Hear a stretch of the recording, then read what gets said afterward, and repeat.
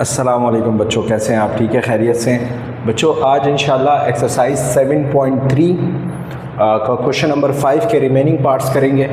और मैंने आपको क्वेश्चन नंबर 5 में बता दिया था जब हम इसके शुरू के 7 पार्ट्स किए थे, अलग अलग 2 वीडियोस के अंदर किए थे। मैंने सबसे पहले 5 का जो पार्ट 1 से लेकर पार्ट 4 तक एक केस समझाया था। फिर 5 का पार्ट 5 से लेकर पार्ट्स बोल लो, तफ़रुल्लाह 7 तक दूसरा केस समझाया था।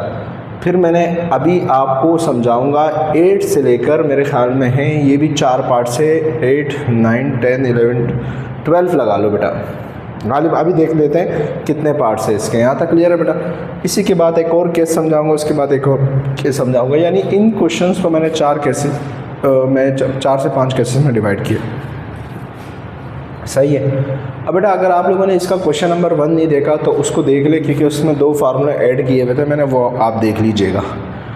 यही पूरी एक्सरसाइज में यही फार्मूले यूज़ हो रहे हैं। उसके बाद मैंने क्वेश्चन नंबर 5 के अंदर जो है ना, उसके ये फार्मूले का कॉन्सेप्ट समझाया था, तो आप उसको लाजमी देखिएगा ताकि आपके दिमाग में कॉन्सेप्ट तो क्लियर हो कम से कम, ताकि क्वेश्चन सॉल्व करने में आपको याद रहे, आसानी रहे कि सर हम क्या करते हैं, क्या कहते हैं इसको सर, हम इतने सारे फार्मूले कैसे याद करेंगे। तो यही तरीका है कि आप शुरू से देख लें सारी वीडियोज़ को, इंशाल्लाह याद रहेगा।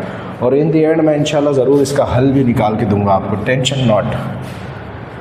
अब यहाँ देखिए बेटा, बात सुनिए। अब आपको देखो कहा जा रहा है कि वही ये find the equation of the straight line. Equation of straight line मांगी है आपसे, ठीक है बेटा? इक्वेशन ऑफ स्ट्रेट लाइन, ठीक है बेटा? स्ट्रेट लाइन आपसे मांगी है, एज इट इज़ कॉपी कर लिया। आता क्लियर है? उसके बाद बेटा आपसे कहा जा रहा है, इतना बड़ा लिखने की ज़रूरत नहीं है लेकिन फिर भी लिख दिया, by each of the following set of condition. अब कंडीशन क्या दी है बेटा? जब भी आप देखो आपको एक इंटरसेप्ट मिले, क्या मिले? इंटरसेप्ट, वाई इंटरसेप्ट और साथ में स्लोप मिले। बेटा इंटरसेप्ट का मतलब क्या होता है?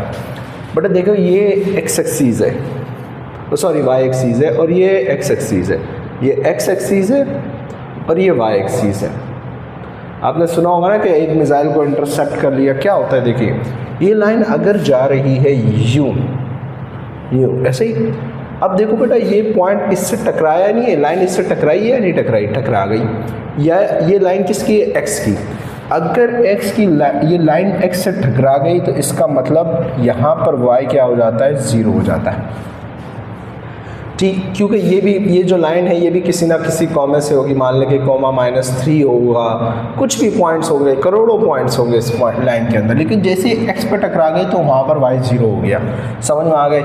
इसको बोला जाता है क्या? X intercept. क्या बोला जाता है? X intercept. एक्स इंटरसेप्ट का मतलब जहाँ वाई 0 हो जाए, क्योंकि एक्स ने इंटरसेप्ट किया किसको? वाई को। अगर ये पॉइंट यहाँ टकराया जाए, अब आप बताइए क्या होता है बेटा? Y intercept. क्या होता है? Y intercept. क्यों? क्योंकि यहाँ पर इस लाइन में एक्स क्या हो जाता है? 0 हो जाता है, ठीक है? अब आपको देखो वो क्या कह रहा है, एक इंटरसेप्ट दिया हुआ है, एक स्लोप दिया हुआ है, स्लोप, ठीक है? अब देखो इंटरसेप्ट किसका दिया हुआ है? वाई का दिया हुआ है। किसका दिया हुआ है? वाई का। अब आ जाए, इंटरसेप्ट वाई का दिया हुआ है, तो वाई इंटरसेप्ट, ठीक है, इंटरसेप्ट, जिसको बोला जाता है आपकी बुक में सी। क्या बोला जाता है? सी। कुछ लोग बी भी बोलते हैं, फ़र्क नहीं पड़ता, ठीक है? ये क्या है? 3, इसको सी बोल दिया मैंने, ठीक है?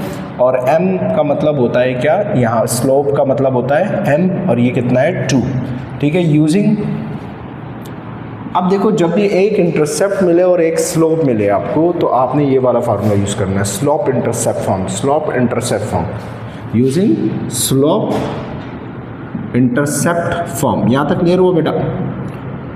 उम्मीद करता हूँ ये बात तो आपकी समझ में आ गई होगी। जो फार्मूला है y = mx + c। सर अगर ये x इंटरसेप्ट होता फिर क्या करते बेटा? x इंटरसेप्ट होता तो फिर आपको फिर वो आपका जो है ना डायरेक्ट बेटा क्या हो जाता है? y = p हो जाता है। ये वाला कॉन्सेप्ट है। खैर बहरहाल बेटा ये वाली बात बाद में समझाऊंगा कि x इंटरसेप्ट में क्या होता है। अभी 2 इंटरसेप्ट में, और वैसे x इंटरसेप्ट आता नहीं, बहरहाल जब आएगा तो इंशाल्लाह समझाऊंगा। अब देखिए बेटा बात सुनो, क्या कहते हैं इसको? y का y लिख दिया बेटा, ठीक है बेटा? m की जगह क्या लिख दिया? 2, x का x प्लस c क्या बेटा? ये रहा 3। बेटा ये आपका क्या बन गया? फार्मूला, आंसर हो गया बेटा। अब देख लो उन्होंने अगर इस y को उधर भेजा है, मैं देख लेता हूँ, इन्होंने y को अगर उधर भेजा है 5 7 8 पार्ट, नहीं बेटा उन्होंने ये रखा, ये आंसर है। सही है, उम्मीद करता हूँ बात समझ में आ गई। अब बच्चे बोलेंगे सर ये आपने इस c की जगह 3 रखा सर, और c तो y इंटरसेप्ट है, यानी वहाँ पर y का कोई पॉइंट है। बेटा बात सुने, ये जो c है ना दरअसल ये y ही है, लेकिन इसको y1 बोलते हैं आप, ठीक है।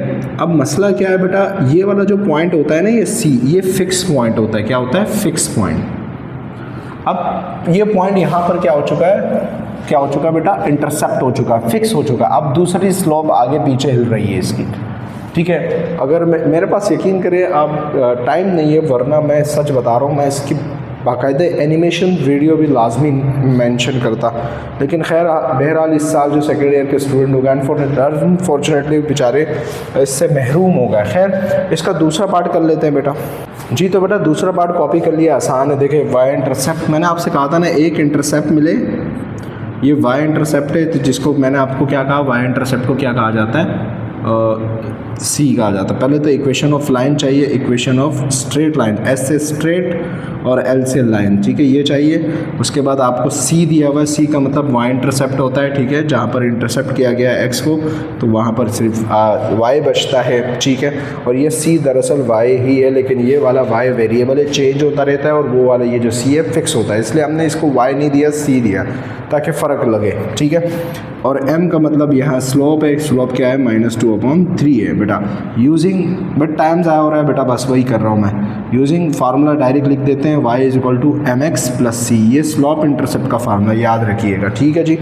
आ जाए यहाँ कर लेते हैं इसको बेटा। बेटा y की जगह y रहने दिया, ठीक है, y की जगह y। बेटा m की जगह क्या लिख दिया है? m की वैल्यू क्या है? -2/3, सही। अब बेटा x की जगह क्या रहने दिया? x की जगह x ही रहने दिया, प्लस c की जगह क्या है? -2। तो बेटा y का y -2/3 x minus plus minus, बेटा ये आपका आंसर आ गया। सर इसको सॉल्व नहीं करना बेटा, सॉल्व करना चाहते सॉल्व कर लो, लेकिन आपकी बुक में सॉल्व नहीं किया, उन्होंने एज इट इज़ दिया, क्योंकि उन्होंने ये कहा था जस्ट फॉर्म बना के दो, हमने बना के दे दी, ठीक है, यही आंसर है बेटा, सही। बेटा इसका 10वां पार्ट कर लेते हैं, ईजी बहुत है यार।